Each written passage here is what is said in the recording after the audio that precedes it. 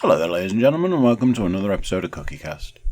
Today on Cookiecast, it's the Darkest Timeline podcast. So, unfortunately for you guys, today you're stuck with little old me. I'm sure I'll be moaning and ranting about something or other, and I'm sure it'll be a good time for everybody. So here we go. Cookiecast, the Darkest Timeline podcast.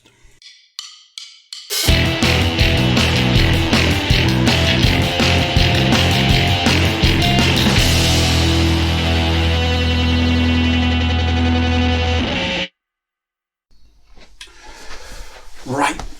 Ooh, yet again, set that microphone in a position not conducive for one-man recording. And as I am one man, it is I, Cookie, leader of Cookiecast, who apparently is receiving messages. I've had to plug the phone in.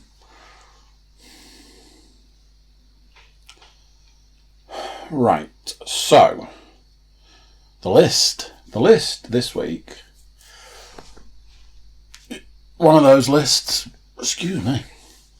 where I had like two things on the list, and the second thing on the list I was like, I can't actually talk about that because I haven't finished it, and then between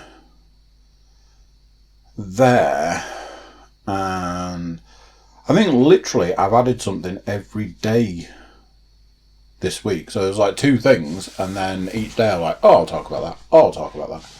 Up till this point where we've got 2, 4, 6, 9 things. 9.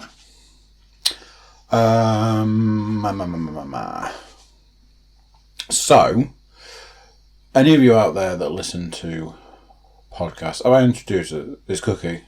It's the Darkest Timeline podcast episode. And I'm your host, Cookie.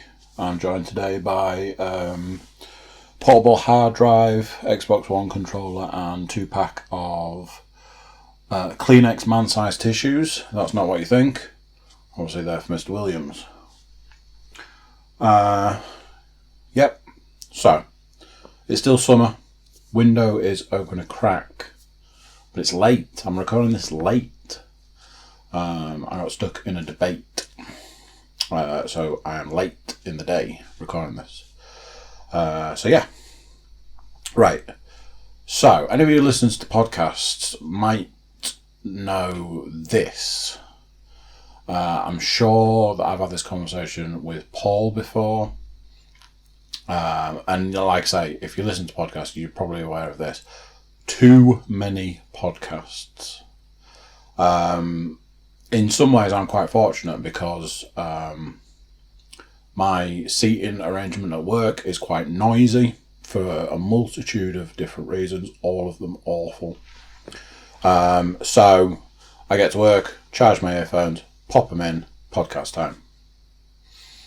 Listen to a lot of podcasts. I think I'd probably recently mentioned that I was getting podcast up to date, so I listened to all the Bill Burr backlog that I had, and Harmontown's usually one that I want to get out of the way. That makes it sound bad, but I enjoy it, but sometimes it can just be a bit of a chore. I think there is. It's not like there's a fine line between a good and a bad Harmontown. There's like a Grand Canyon between a good and a bad Harmontown. And you never know what you're in for on that one. So then, once I get out of that, I work up to my favourite. As I'm sure anybody knows, my favourite's Hollywood Babylon. But I'll sort of like work up to that. So I've been clearing backlog of podcasts. I am reaching that point now. I've added a new podcast. I've added 2 new podcasts in the last week, and by that I mean 2 completely new ones.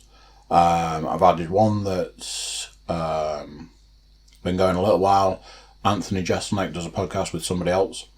So I've added like a couple of episodes. In fact, I'm lying, I've added 3 new podcasts. I've added this Anthony Jeselnik one that I've just added a couple of episodes to see if I like it. Seems to be him and this guy. This seems to talk a lot of American football, which cool. I added. I've been fighting it for a while, but I've ended up adding Your Mum's House. Again, only certain episodes with people that I actually want to, like their guest that I actually want to listen to. Bill Burr, Joe Rogan, Bert Kreischer, people like that. And then there's a brand new podcast that came out yesterday, which is the first episode of Two Bears, One Cave, which for me is like another one of those. Remember the time of the supergroup? This is like the podcast version of a supergroup because it's Tom Segura and Bert Kreischer. So I'm really excited for that. But that will be very much on the back burner because I'm just trawling through podcasts. So one of the ones that I decided to get up to date was Mark Maron's podcast, the WTF podcast. I have such mixed feelings about Mark Maron's podcast. I was talking to Luke about this because I know he listens to it, or has listened to it. And I was saying, oh man, it's such a double-edged sword because on one hand, he gets the best guests, like any famous actor you can think of, he will have interviewed them. Just so many great guests, musicians, any good musician, he'll have had them on. One of the big claim to fame for the podcast is he interviewed Barack Obama. That was a huge thing. And I listened to it and it was great. It was really interesting.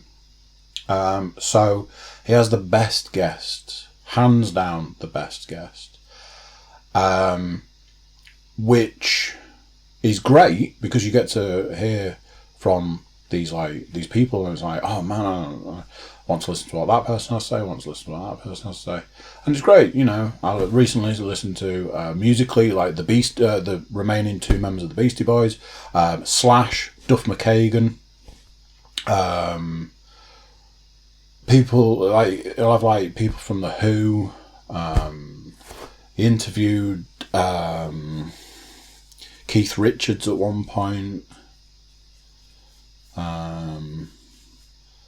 So that's like musically. As far as like actors are concerned, who did I listen to recently? John Lithgow, Lisa Kudrow. Trying to think who some of the really good ones were. Actually, there's no point in me sitting here when I can just simply look it up. So bear with me 1 second. Again, should have probably done the... right, okay, so some of the ones I've listened to recently. John Turturro from Coen Brothers movies. David Letterman, Timothy Oliphant, Duff McKagan, Lisa Kudrow. Angelica Houston, that was actually quite interesting. Dennis Quaid, Irwin Winkler, that was he's a movie producer. That was quite interesting. John Lithgow. There was some Alfred Molina, another really interesting one. John Bernthal, the guy who plays the Punisher in the TV series. He was in Walking Dead. He's in like movies and stuff. So yeah, you know, a mix. I'm just looking at a couple more here. Kirsten Bell, Paul McCartney, Jay Leno.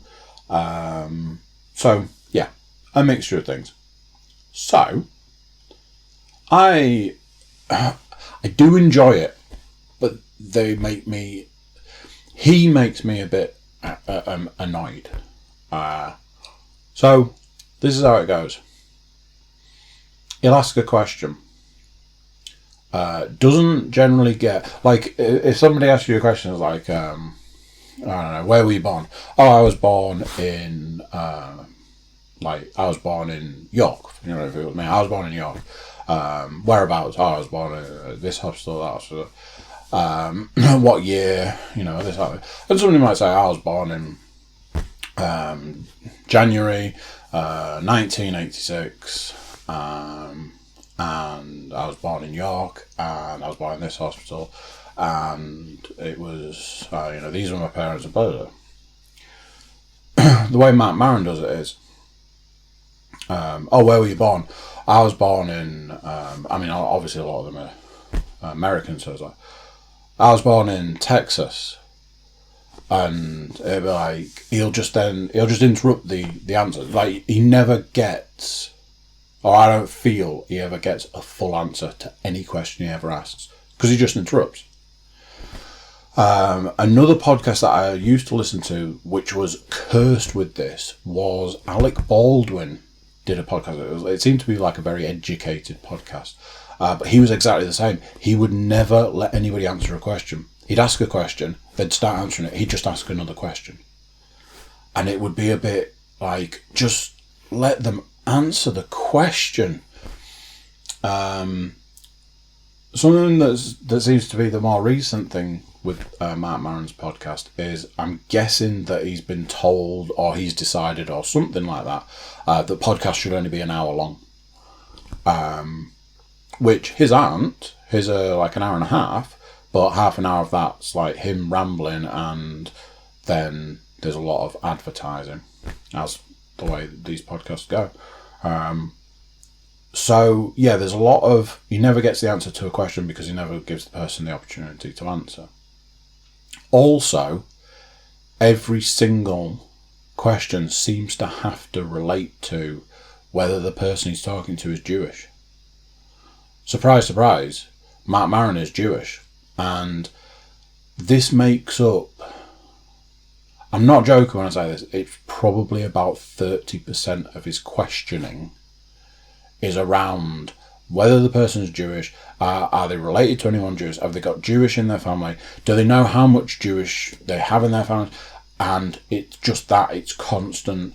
You know, if it's a woman, did you marry a guy who's Jewish? It's just every other question is something about whether you're Jewish and how far back you can trace that lineage. And I don't get it because I'm not Jewish. And I'm not trying to be, I don't want somebody to think I'm being, I don't know, like, is it anti-Semitic? All I'm saying is, that doesn't necessarily have to be our only line of questioning. So it's really weird because, like I say, the guests are great, but you never get to hear all of their answers. And if you want to know how Jewish John Lithgow is, then, you know, give it a listen. One thing I will say is, listening to that podcast changed my opinion of that John Berthal. I can't say his surname. I've tried a billion different ways and I can't say his surname. The guy that plays the Punisher and the guy that was in The Walking Dead. He was in Wolf of Wall Street as well. Never been a huge fan. Quite annoyed when I saw that he's going to be in the new Ghost Recon as the bad guy.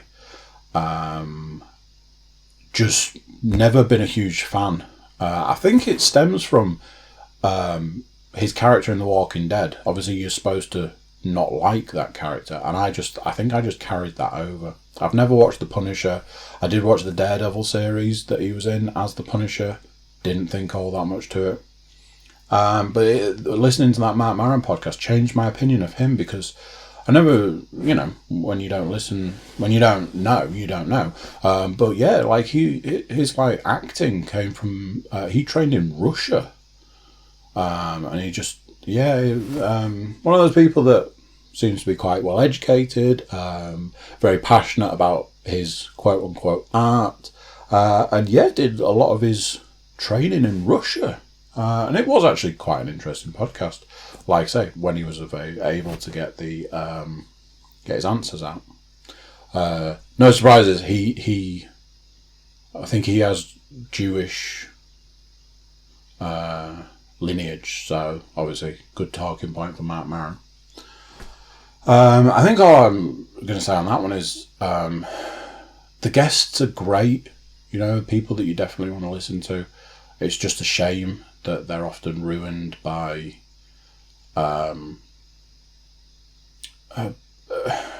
I know, like, Dan Harmon always goes on about being a bad interviewer.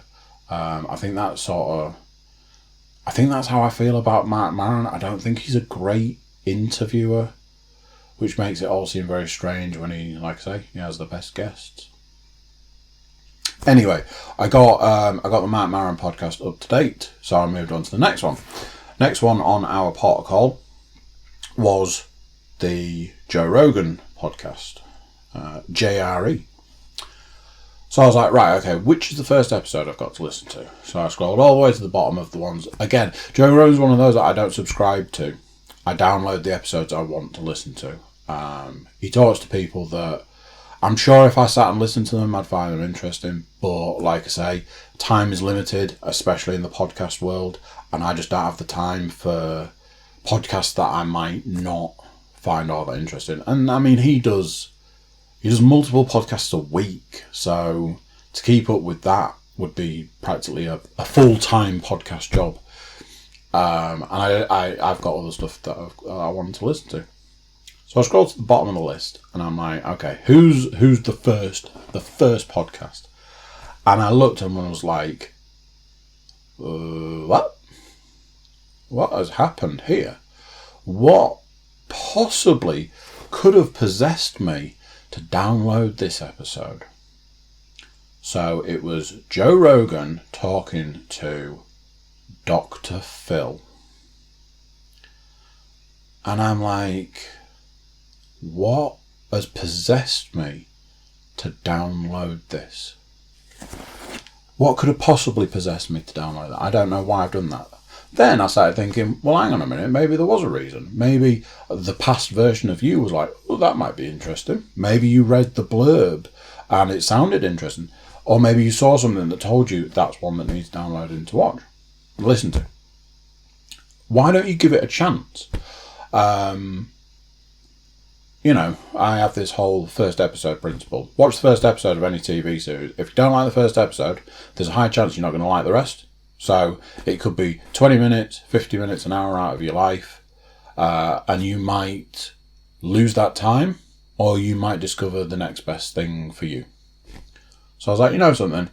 I'm going to give this a whirl. I'm going to listen to the first 10, 20 minutes and see where it takes me. So I put it on. Hilariously, the first question that Joe Rogan asked Dr. Phil is, so tell us about the Catch Me Outside girl. Which obviously, part of me, when I'm looking at why the hell have I downloaded this, that's the first thought I'm having. I'm like, wasn't Dr. Phil responsible for the Catch Me Outside girl?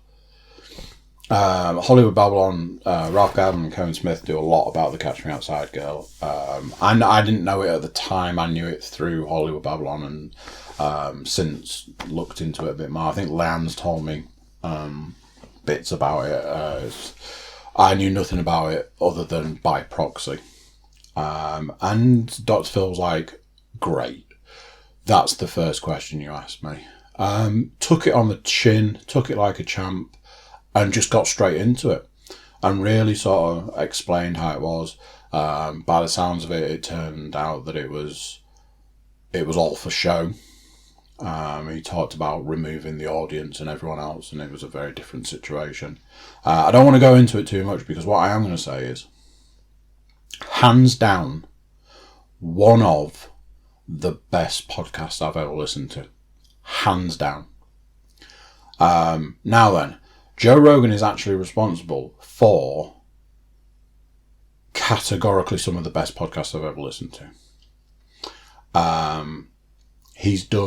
I think he's done 2 at least podcasts with Kevin Smith, and they run like 3.5 hours. I think one of them is, and I think one of them maybe 4.5 hours or something like that.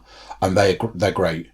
Honestly, if you ever wanted a place to start with a Joe Rogan podcast, Kevin Smith. And that's, I'm biased on both counts. I know that. But they are good podcasts. Again, this is going to make me sound super biased, but the other one that was really good was James Hetfield. Joe Rogan talking to James Hetfield. And, oh, shocker, I'm a big Metallica fan. But it wasn't about that. It was Joe Rogan and James Hetfield talking about bees for 40 minutes. And it was like, I got to like the back end of that section and I'm like, tell me more about the bees. I want to know about the bees. So Joe Rogan has been responsible for some of the best podcasts I've ever listened to.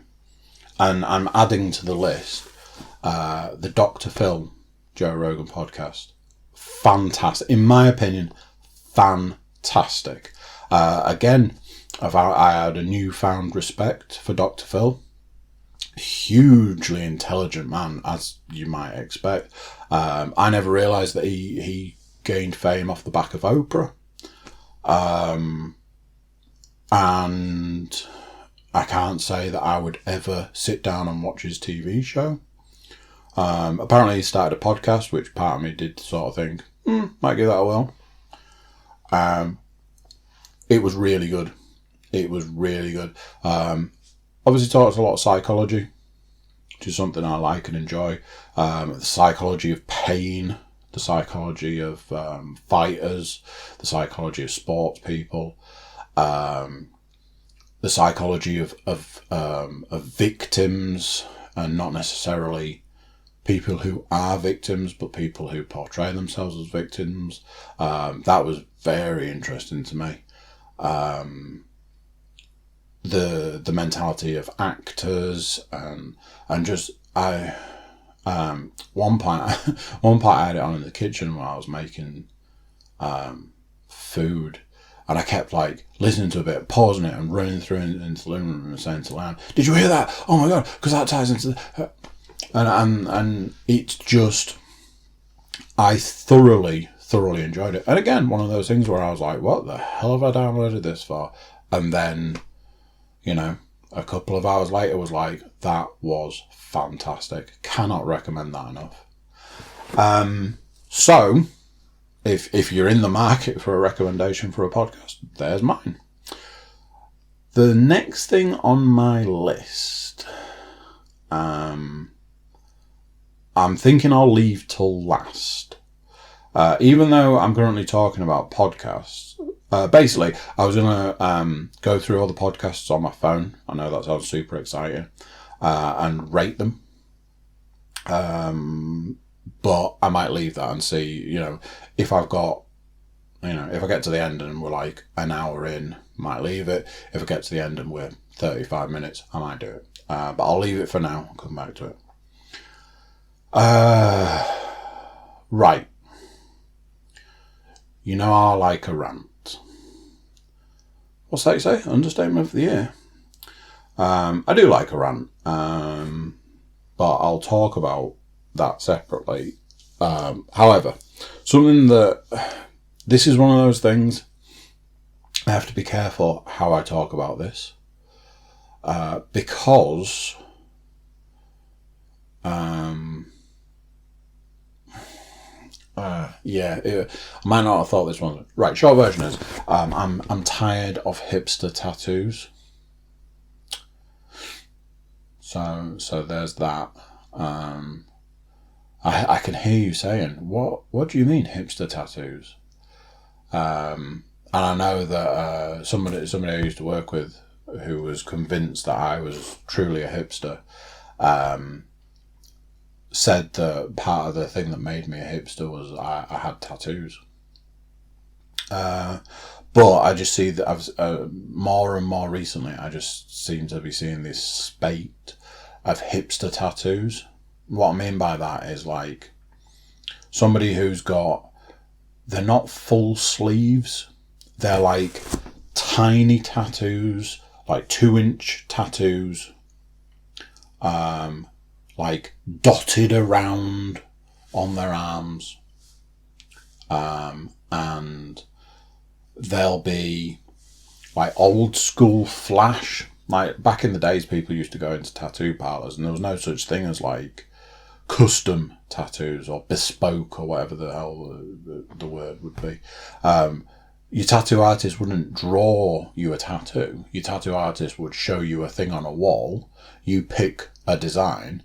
They would trace that design, slap it on your skin, and tattoo it. I know that like old school tattooists would, people would go, I want that, and they wouldn't have to do any of the drawings, if they could just do it because they'd done it like 9,000 times. Could probably do it with their eyes closed. They're often like thick black outlines, a lot of like deep reds for colour and stuff, a lot of deep red and like darker colours, because like lighter coloured tattoos were a thing back in those days. And these people that you just see all over the place that have all these, that they're covered in these hipster tattoos. Obviously, I am a man who is covered in tattoos. And I've got the sleeves, I've got the, for a long time I've been working on the legs. I'm taking a little bit of a break from that at the moment, purely financial reasons. But so I've always had this thing that you become a bit of a tattoo snob, I think, when you have tattoos. You look at other people's tattoos, you're like, oh, mine's better than that, or oh, that one's really good, or oh my God, I can't believe you've had that done. And there just seems to be this craze at the moment. I remember people who used to say, oh, you can tell how old you are by the tattoos you've got. Like anybody who's wandering around with tribal was a particular age in the 90s. And yeah, this craze of hipster tattoos at the moment. I saw one the other day. So one of the things that gets me is they've got no significance. There is no significance whatsoever. It's just, I had this tattooed on my body. Okay, for what reason? Just cause. All right. I saw one the other day that somebody had a lighthouse tattooed on the back of their arm, like the tricep area of their arm, and it was huge. It was like a big hipster tattoo, and all I could think was, what is the relevance of that? This was in the mix of all the other hipster tattoos they had. One that I've seen a lot of recently is some people having like the straight razor tattooed. Yeah, I think it's just a craze. I think it will die as quickly as it was born, and then people are going to be wandering around with a load of tattoos that they have no idea why they got, because they've got no relevance. So yeah. That's my 2 penneth worth on hipster tattoos and hipster tattoo craze. The hipster movement's it's definitely taken over. I truly believe that one day the hipsters and the vegans, or I think they're the same thing these days, are going to join forces and wipe out the rest of us. So that could be a thing. Watch out for any hipster vegans, they could be planning to take over. So, back to the list. Ooh, don't need to write more lists, I need to delete some lists. George Carlin did a thing on one of his stand-up specials, obviously many years ago. George Carlin's been dead for a long time.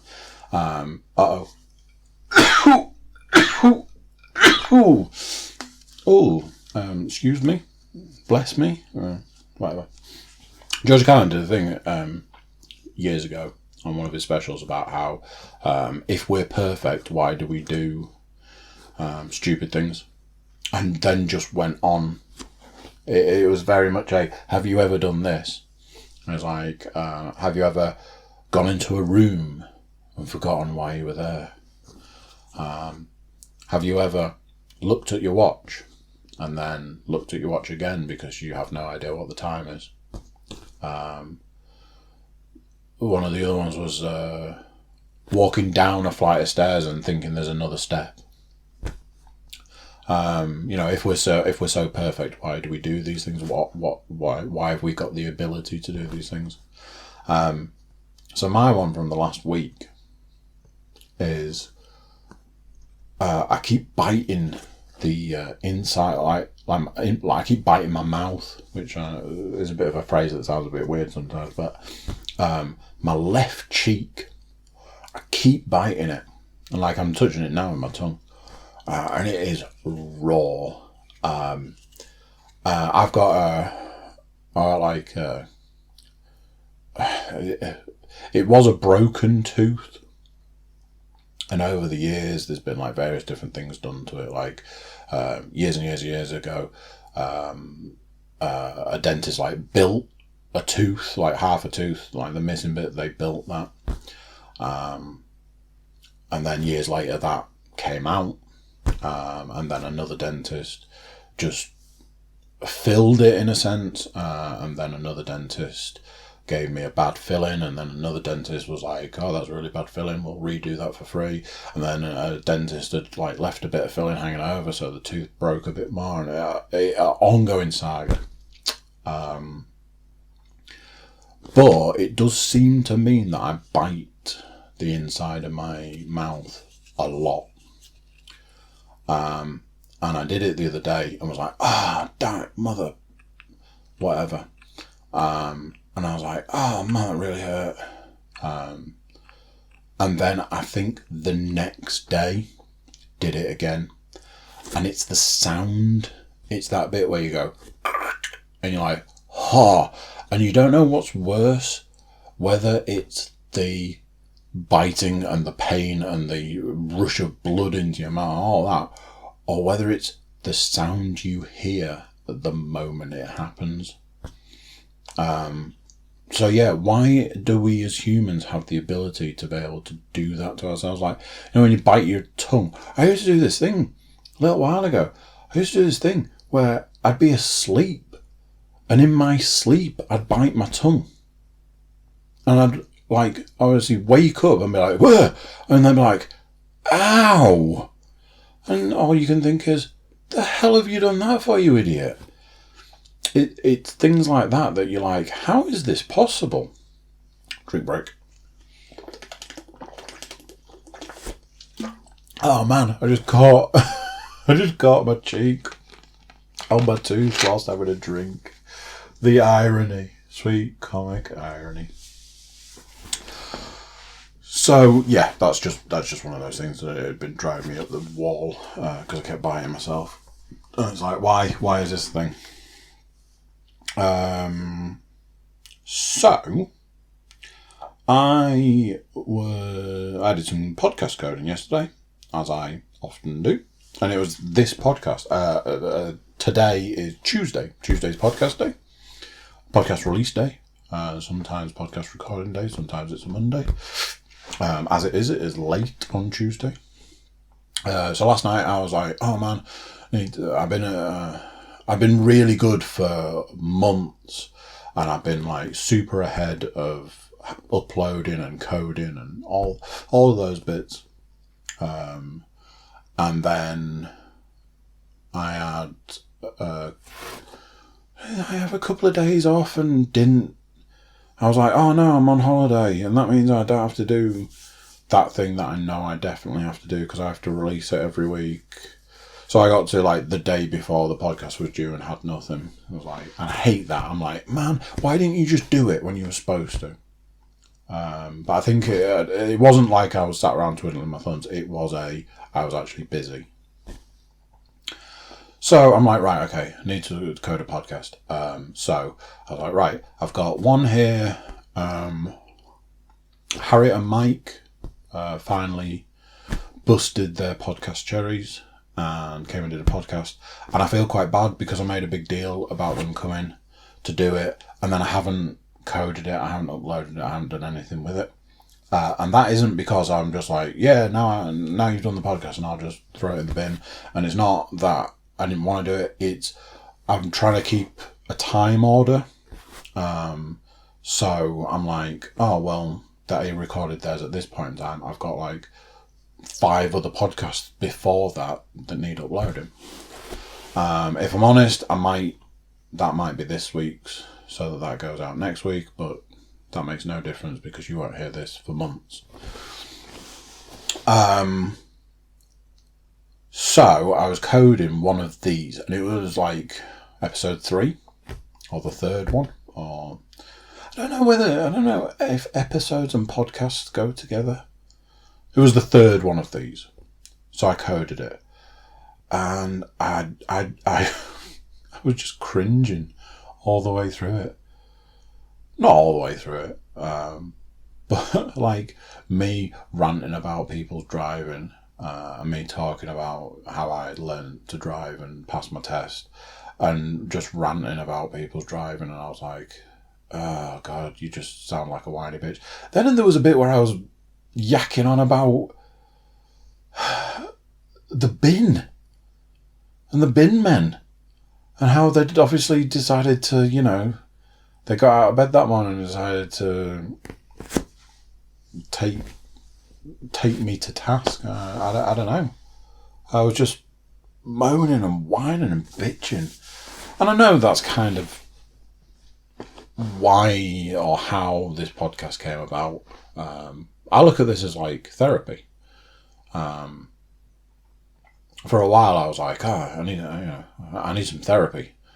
So I talked to myself. That sounds like a sensible thing, right?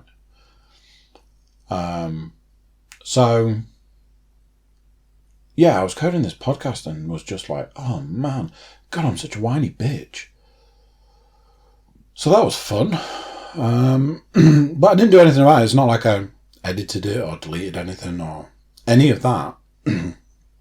I just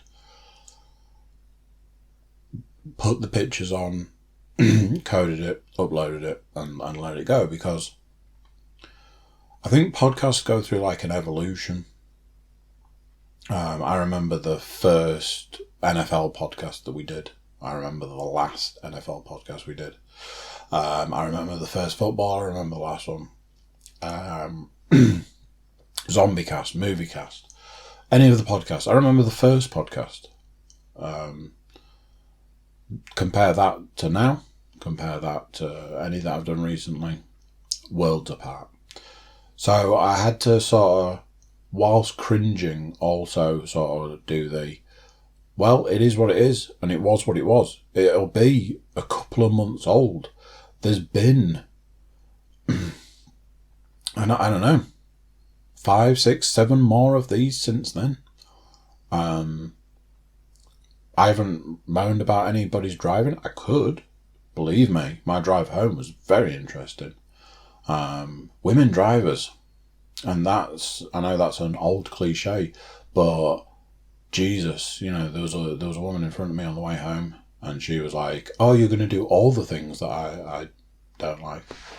Her car didn't have any indicators, by the way. So yeah, I could rant about people's driving. And I'm sure further down the line I'll come back to ranting about people's driving. It's something I have issue with, as I explained in the podcast that went up this evening. But yeah, I'm a whiny little bitch. Maybe I should stop that. Maybe, who knows. So yeah, that was podcast coding previous podcasts that I've written here. Right, so we're almost up to date. I booked to go on a thing at work. One of the things that good at my work, and believe me, at this point in time, there are very few things that are good at the moment. Work's busy. They offer like you get like mental health things that you can go to. I've probably mentioned previously, but I'm an advocate for whatever you can do to help your mental health. I think stuff like that's good. And I don't think people do it enough. So sometimes I'll sign up and go along to things. They're never quite what I think they're going to be. I never quite get out of them what I want, but that's probably because that's not the right platform for me. So yeah, there's stuff like that. There's other stuff. Obviously, the mental health stuff speaks to me. But we get like at the beginning of each week, we get a what's going on this week, things that you can sign up to do. And it's like, cool, sign up to do stuff. And this week I saw something and I was like, ooh, that looks really interesting.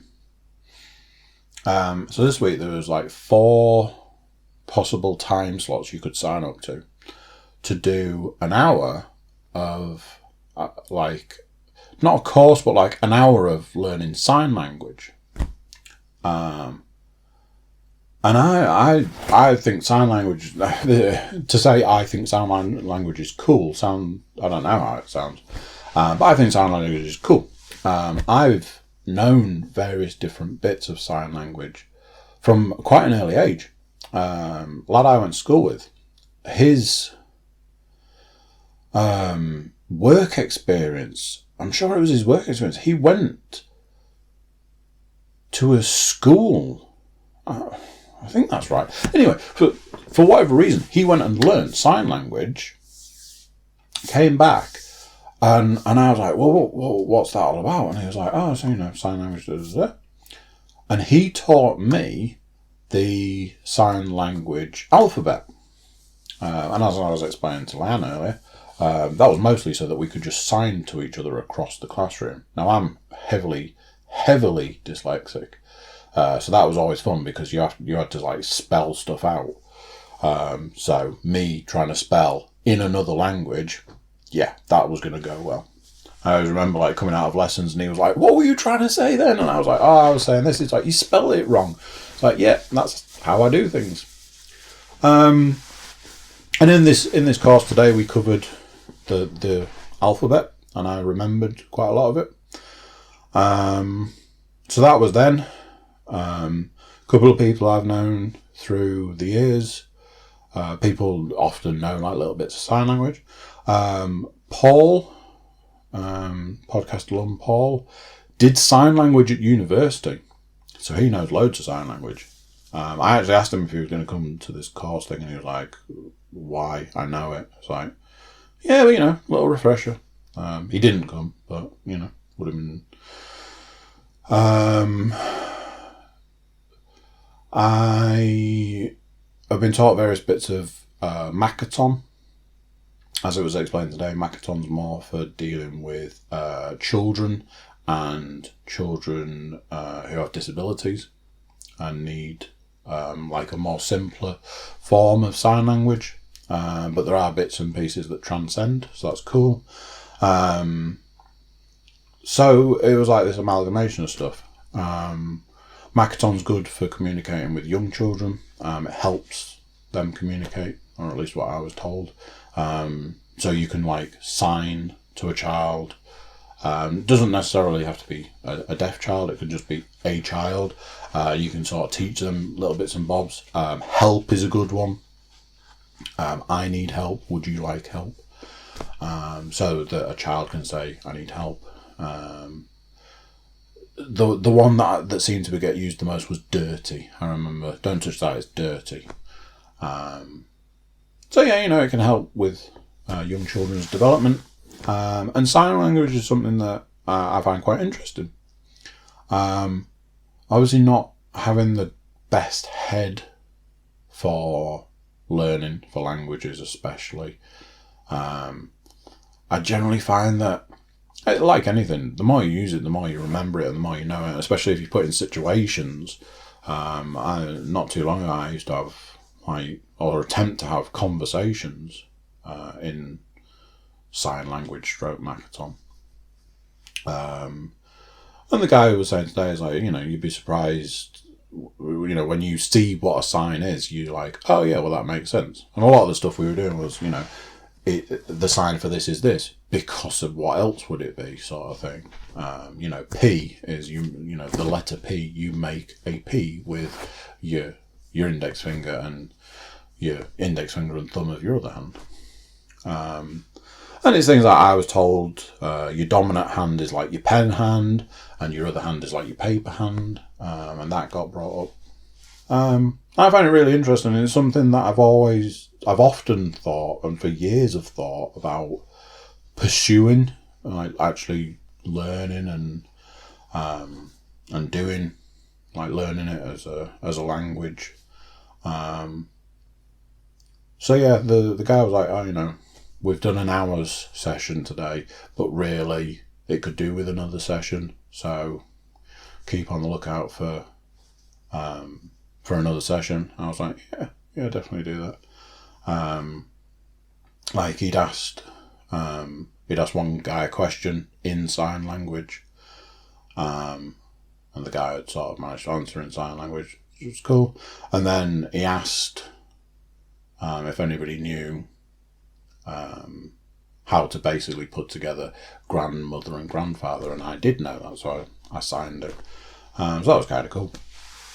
And it's like the statistics, like 1 in 6 people was deaf, and they suspect that number will change in the future, and it'll be 1 in 5. We have a deaf guy that works in our office, and they were saying, like, you know, if you sign to that person, it could make their day, because they walk through the world not communicating with people as much as the, you know, as people who can hear do. And you know, they were saying, don't be afraid, because if you get it horribly wrong, they'll not laugh at you, but laugh along with you. You know, when you're like, I'm really bad at this, and you're like, and they're like, yeah, you are, but you know, you're trying. So when I see somebody that I know is deaf, I might give it a try. But yeah, that was something that I did today that I enjoyed. It was good. I like learning stuff like that. When I say learning, I like being shown stuff like that I later forget, because, you know, donkey brain. So yeah, that was sign language course. It was cool. I enjoyed it. And it was a little bit of a break from the day. Like I say, super busy, super busy. I feel like I'm doing like multiple jobs at once at the moment. So it was like an hour away from my desk, which was cool. Gym update. It's not good. I'm not gonna lie. It's not good, but it's looking better. Spoke to Rob Rafton, podcast alum Rob Rafton, and I think we've basically agreed that we're gonna go to the gym on a lunchtime. I'm gonna start that next week. So fingers crossed on that. I am now fully ready. I am 100% ready to go back to the gym. I mean, you know, not today, but soon. Got to get back to doing some cardio. Had a long conversation with Leanne this evening about various things. I think we both sort of said it's time. So I think she's going to look at getting a run in, and I'm going to look at doing some exercise stuff at home, and then I'll look at going back to the gym. She does bits of exercise during the week anyway, but I think she wants to get back to the running. So I will keep you posted on that. I know it's been a long while coming, but like I say, definitely ready for it now.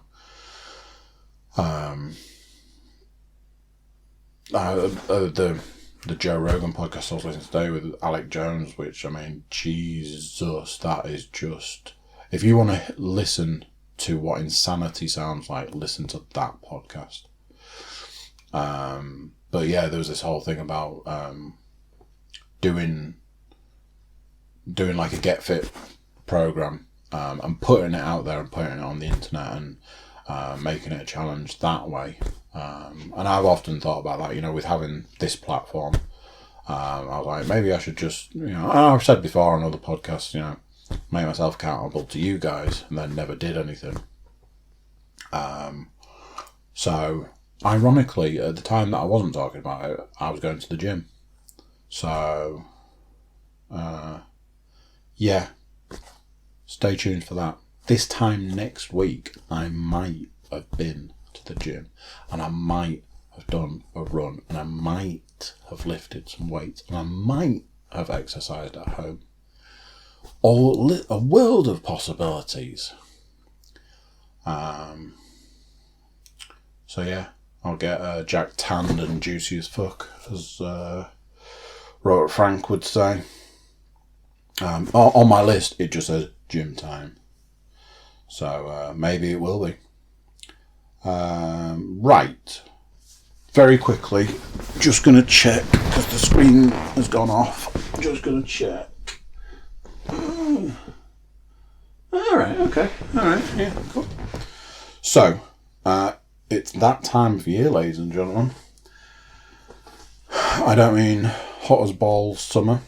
Apparently it was 29 degrees on Saturday. It certainly felt that. Weirdly, I felt warmer on Sunday when it was supposed to be like 21 degrees. So, don't know, take from that what you will. Managed to get through the scorching Saturday. So yeah.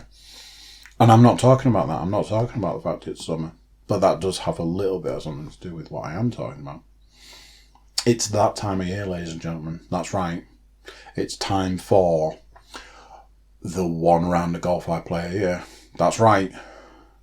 It's time for the one round of golf I play a year. Anybody who knows me has known me for a long time might know that I got into golf. Phil, who did the NFL podcast, and Paul, both very kindly invited me to go and play golf with them once. I was like, I've never played golf before. They were like, I'll be fine. It's like, I don't know if it will. They're like, no, it's fine. We're just going to go to this super swanky golf course and play golf. And I'm like, okay, cool. And one of those things that I was terrified, because I just presumed everybody would be like, you shouldn't be here.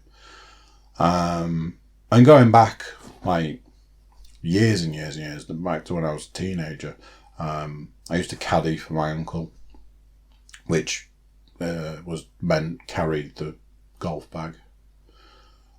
He tried to explain to me that the caddy's job is to, like, know which club and to give the person playing golf the club before they ask for it, sort of thing. And I was like, yeah, I have no idea what you mean by that.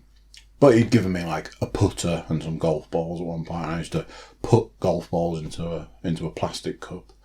I kind of liked that.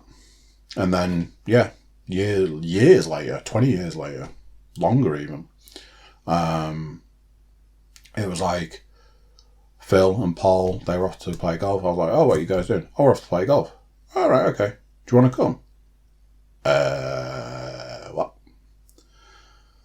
And I went, and there was guys teeing off in front of us who were like, so, usual rules then, yeah? 50 quid a hole, yeah? And I'm like, are they serious? And Phil's like, yeah. So, oh, all right, okay. I was like, we're not playing those rules. So, I was like, I won't even play 50p a hole, let alone 50 quid a hole. And it was one of those things. I hit the ball. I tried my best, and I hit it, and it went down the fairway, and it went straight. And I was like, okay. I think I chipped in on the second or the third hole or something. And this was out of a bunker. Just like trying to get out of a bunker, hit the ball, and it just went up over the top of the bunker, rolled and went in. And I'm like, what the actual... So that was that, and kind of got like, I played the whole round, managed to get all the way through it, enjoyed it. There was a thing with like food afterwards and stuff. It was a really good day, really enjoyable. I remember it very fondly. But I enjoyed the golf, and I had another go a bit later, and another go, and another go, and it got to a point, now then, what year will it have been? Now then, 2000 and... I don't know, 2011, let's say, or something. I was playing golf 5 times a week. You know, like, this was through the summer.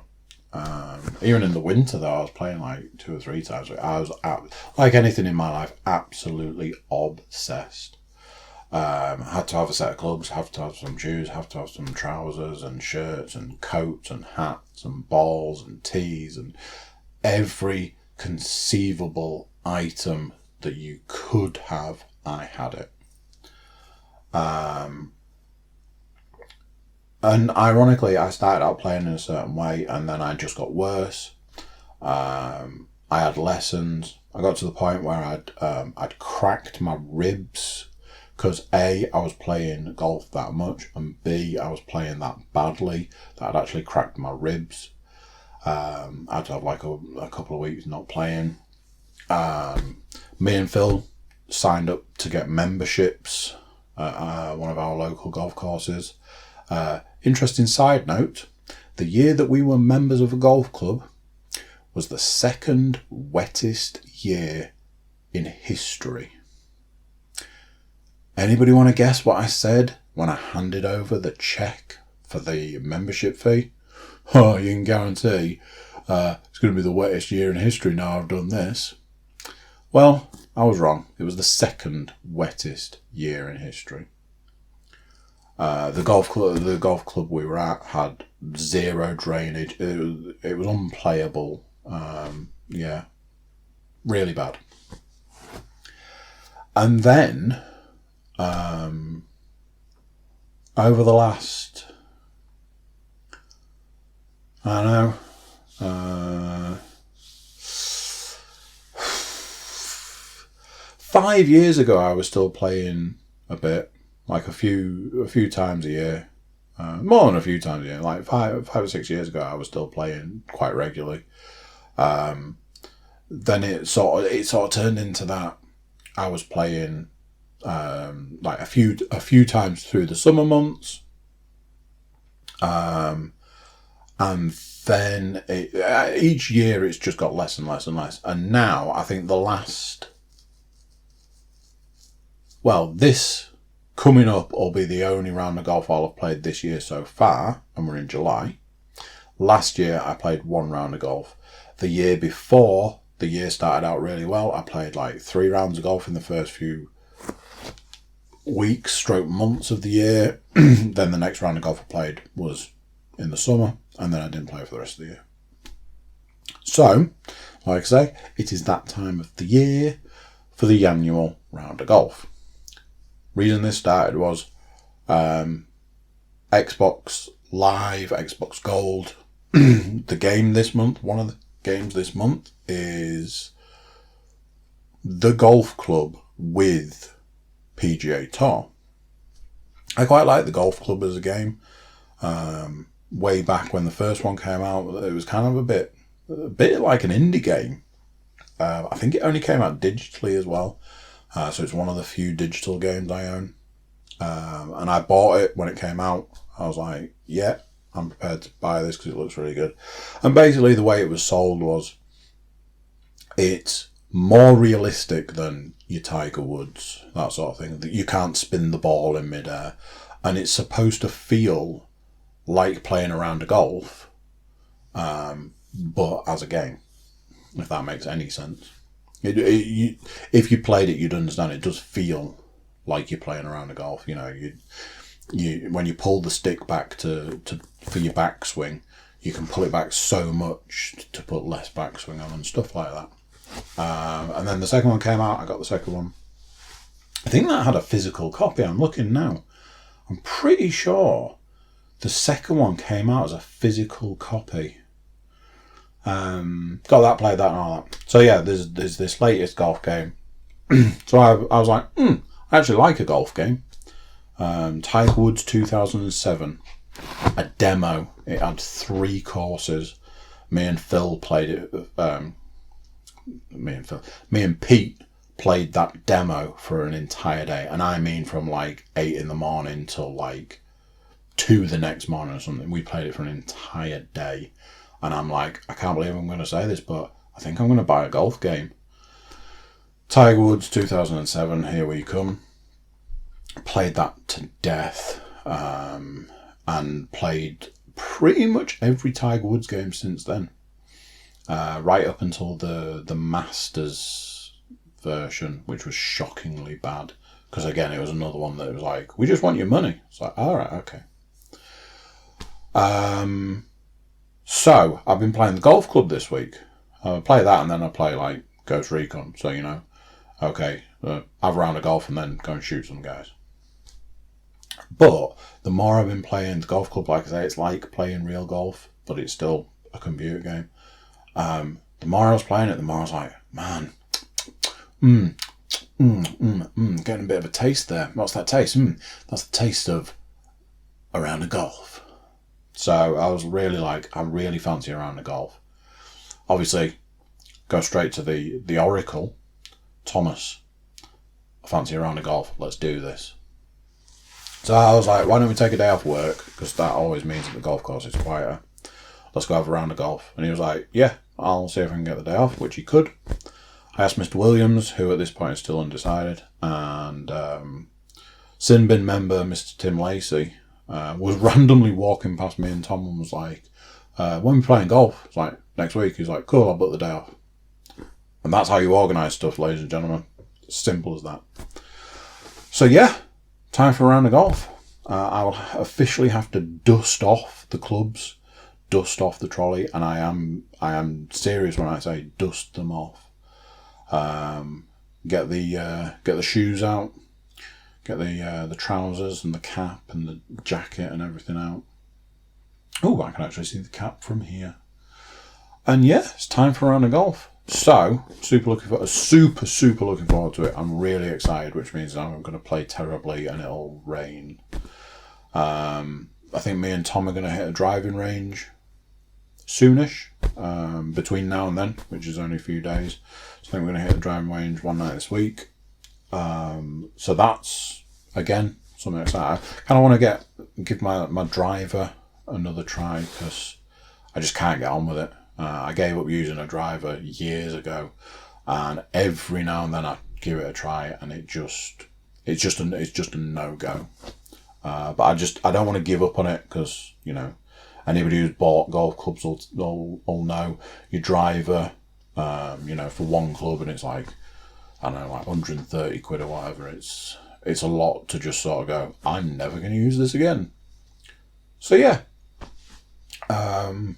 super looking forward to getting some time at a driving range and having a round of golf. I'm really looking forward to it. Like I say, obviously going to play terribly. It's a year since I've played, so can't imagine there'll be any rust on that golf game. But yeah, I'm looking forward to that. So that's basically it for this week. Thank you for joining me. Thank you for continuing to listen. This podcast has had some great numbers, and it always makes me really happy to see that, and see that people actually are listening or watching for YouTube watchers. I know it's not as exciting as some of the ones that have got actual video, but yeah, thank you for the listeners, the new subscribers, the new listeners, and yeah, I'll catch you on the next one. Bye. So there you go. What do you think of that? Another week done, another one in the bag. It's all go, go, go. Yep, another week closer to whatever it is you guys are looking forward to. YouTube watchers, not a lot to watch, but certainly a lot to listen to. Make sure you're subscribing anyway. Click the bell for notifications. Drop us comments. All that good juicy stuff. Everybody jump over to thecookiecast.com. You'll find us over there with our social media links, emails and things like that. Drop us a line. Tell us how you're getting on. Tell us what you're up to. And tell us when you're coming on. So yep, there we go. Another week done. Until next week, I'm going to say bye for now, and I'll see you then. Bye.